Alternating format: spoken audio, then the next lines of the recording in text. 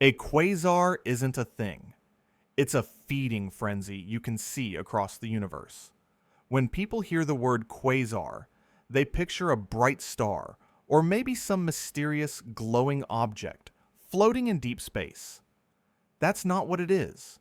A quasar is a supermassive black hole eating matter so violently it outshines entire galaxies. Not stars, galaxies. We're talking hundreds of billions of stars worth of light coming from a region the size of our solar system. To understand what's inside, we need to start at the outside, where things are already insane. The outermost parts of a quasar are the jets, twin beams of matter shooting out in opposite directions at 99.9% the speed of light. These aren't small. They stretch for over 100,000 light years. That's longer than the Milky Way is wide. If you could see them from another galaxy, they'd look like two lighthouse beams cutting through empty space, announcing the quasar's location to anyone willing to look. And they're hot. Trillions of degrees. The hottest thing in the universe, besides the Big Bang itself. If you stood in the path of a quasar jet, you wouldn't vaporize. You'd cease to exist before your neurons could register heat. Your atoms would break apart into particles that stopped being you long before you felt anything. How do they form? The black hole can't swallow everything at once. Matter spirals inward, but not all of it makes it. Some gets redirected along magnetic field lines and fired out the poles at nearly light speed. It's not gentle. It's violent physics playing out on a galactic scale. Now, move inward to the outer accretion disk. We're still light weeks away from the center. That's the distance light travels in 7 days. So we're talking trillions of kilometers. Out here, you'd see gas, dust, and entire stars torn apart into glowing streams. Everything orbits at 10% the speed of light, fast enough to circle Earth in just over a second. From above, it looks like a spiral hurricane made of fire. It glows in visible light, the kind your eyes can actually see, though you'd be dead long before you got close enough to try. Here's the weird part. This is the calm section. The outer disk is where things are still relatively stable. Relatively. You're still dealing with speeds and temperatures that would obliterate anything humans have ever built. But compared to what's closer in, this is basically the waiting room. We're still millions of kilometers from the center. That's where things stop making sense. Move closer to the inner accretion disk. We're talking light hours to light days from the black hole now. The distance light travels in a few hours or a full day. Trillions of kilometers still, but nothing compared to where we started. And the speed jumps. Matter here orbits at 30 to 50% the speed of light. That's fast enough to make time itself behave differently, though we're not quite at the point where it becomes obvious yet. The temperature climbs to millions of degrees, hotter than the core of the sun. This isn't regular heat anymore. The matter here isn't just gas or plasma. It's compressed so hard by gravity and moving so fast that it's partially both and partially something else. When matter rubs against other matter at half the speed of light, it generates more heat than nuclear fusion. The friction alone creates temperatures that would make a star look cold, and the light changes. Out in the outer disk, you could see visible light. Here, it's all X-rays and gamma rays, radiation that would shred you at the atomic level. This disk alone outshines every star in a galaxy of 100 billion stars. Think about that. 100 billion suns burning at once, and this narrow ring of matter falling into a black hole produces more light. Not because it's bigger, because it's angrier. Above and below the disk sits the corona, a superheated cloud of electrons scattered into a haze by magnetic fields. The disk tears matter apart and flings pieces upward and downward, creating this glowing fog. It's invisible to your eyes. You'd need an X-ray telescope to even know it's there. But it's real, and it's hot. 100 million to 1 billion degrees. If the black hole is a coin, The corona is a hot cloud the size of a house wrapped around it. We don't fully understand why it's so much hotter than the disk below it. The disk is already millions of degrees. The corona is somehow 1,000 times hotter. Physics allows it, but we're still figuring out how. Keep going inward. You reach the innermost stable orbit. This is 3 times the radius of the event horizon. It's the cliff edge. Any closer, and you're not orbiting anymore. You're falling. No thrust, no maneuver, no clever trick will save you. This is the last place you can stay without crossing the point of no return. Matter here moves at 50 to 70% the speed of light. Time dilation kicks in hard. Clocks here run slower. If you spent a year orbiting this close, decades would pass for someone far away. From here, the black hole below isn't black. It's surrounded by a glowing ring of light bent into a perfect circle by gravity. The sight would be beautiful if it wasn't also a death sentence. Past this point, physics starts breaking its own rules. Cross the innermost stable orbit, and there's no orbit left at all. You're falling. The black hole's gravity is too strong to resist. You accelerate toward the speed of light, and weird things start happening to what you see. Light from behind you bends around the black hole and appears in front of you. You'd see yourself falling in from multiple angles, your own image wrapping around your field of view like a funhouse mirror made of space-time. At one point, 5 times the event horizon radius, you hit the photon sphere. This is where light itself orbits the black hole.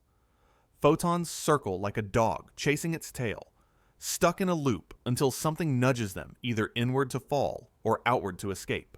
If you were somehow stationary here, you'd see the back of your own head. Light from you would travel all the way around the black hole and come back, but you can't be stationary here. Gravity won't let you. Then you reach the event horizon, the point of no return. It's not a surface. There's no wall, no barrier, nothing physical you can touch. It's just a boundary in space where the rules change. For quasar black holes, this boundary is enormous, 10 to 20 billion kilometers across. The distance from the Sun to Neptune could fit inside some quasar event horizons twice. You could fit our entire solar system in there with room left over. Here's where time gets strange. If I watched you fall in, I'd see you slow down as you approached the horizon. You'd move slower and slower, your image dimming until you froze in place forever. From my perspective, you never actually cross. You just fade. But from your perspective, nothing slows. You cross instantly. You don't even notice the moment it happens. 1 second, you're falling toward it. The next second, you're through. Inside, all paths lead inward. You can't turn around. You can't stop. Even if you pointed a rocket engine back the way you came and fired at full power, you'd still fall deeper. Space itself is falling inward faster than you can fight it. The event horizon is where physics writes, "Here be dragons," and stops answering questions. For smaller black holes, you'd already be dead. The gravitational difference between your head and your feet would stretch you into a strand of atoms long before you reach the horizon. Spaghettification, but quasar black holes are so massive their tidal forces are gentler near the event horizon. You'd actually survive crossing. You'd die later, deeper in, when the gradient finally ripped you apart. We can't see past the event horizon. Light can't escape, so no information gets out. Everything we know about quasars stops here. But there's one more layer. The thing that started all of this. At the center is the singularity. All the black hole's mass compressed to infinite density. Mathematically, it has 0 volume. All the mass of 1 billion suns crushed into a point smaller than an atom. That's what the equations say. But we don't actually know if it's true. Our math breaks down at the singularity. General relativity says it's a point. Quantum mechanics says that's impossible. They're both right and both wrong. and we won't know which until someone figures out how to merge the two theories. It might not even be a point. If the black hole spins, and most do, the singularity could be a ring, or it could be something else entirely, something our physics can't describe yet. This is where the universe stops answering questions and just shrugs. But we can measure what the singularity does. A typical quasar black hole weighs 1 to 10 billion times the mass of the sun. That's not a typo. Billions. And it's eating fast. Somewhere between 1 and 1,000 Earth masses per day. Every single day, the equivalent of our entire planet falls into the black hole and vanishes. Some quasars are slow eaters. Some are gluttons, but all of them are feeding. Here's the terrifying part. Quasars are efficient. A black hole converts 10 to 40% of infalling mass directly into pure energy. Nuclear fusion, the process that powers stars, only converts 0.7%.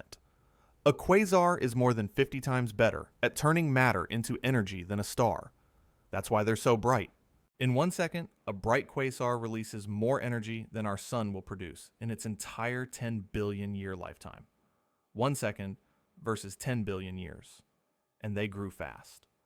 Quasars formed within 1 billion years of the Big Bang. The universe was young, matter was everywhere, and these black holes ate everything they could reach. They got fat early and stayed fat. Now pull back and look at the whole structure. Jets stretching 100,000 light years, powered by a black hole the size of our solar system. Fed by a disk hotter than any star. Visible from 13 billion light years away.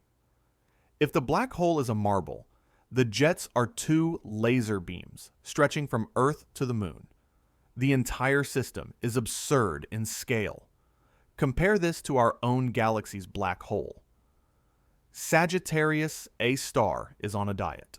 It barely eats anything. It just sits there, quiet, inactive. Quasars are at an all-you-can-eat buffet, and they're not leaving until every plate is empty. They're what happens when a supermassive black hole has access to unlimited fuel and no reason to stop. So what does all this violence actually tell us? Quasars are the universe's growth phase. Young galaxies building their central black holes. They existed billions of years ago, when the universe was dense and matter was everywhere. We're not seeing them as they are now. We're seeing ancient history. The light takes so long to reach us that by the time we spot a quasar, it's probably already dead. The feeding frenzy ended millions or billions of years ago. We're just catching up. Our galaxy had a quasar phase. The Milky Way was once one of these monsters. It grew up, calmed down, and now just sits quietly with Sagittarius. A star barely eating anything. Every massive galaxy has a dead quasar at its heart, a supermassive black hole that used to scream and now whispers. And the violence wasn't pointless. It created order. Quasar winds and jets blew away excess gas from their galaxies. This stopped runaway star formation. Without that throttling, galaxies would burn through all their fuel in a few 100 million years and die young.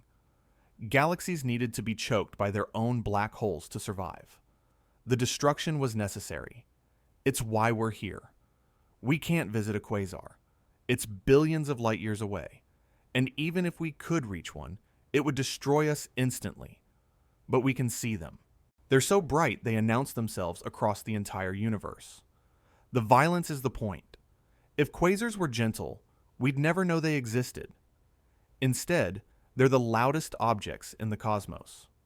We've mapped hundreds of thousands of them. When you look at deep space images, those tiny dots of light aren't all stars. Some are quasars, entire galaxies reduced to a single bright pixel because the black hole at the center outshines everything else. You're seeing a black hole eating dinner from billions of years ago. The light traveled across the entire universe just to reach your eye. It left when the universe was young and arrived just in time for you to notice. Inside a quasar is everything. Heat, speed, light, darkness, order, chaos, physics working and physics breaking. It's the most violent place in the universe, and it's also the most honest. Nothing hides in a quasar. It screams its existence across billions of light years, and if you're paying attention, you can hear it. And somehow, we built machines sensitive enough to listen. Telescopes that can catch light from the beginning of time and translate it into something we can understand. That light traveled forever just to reach you. That's connection.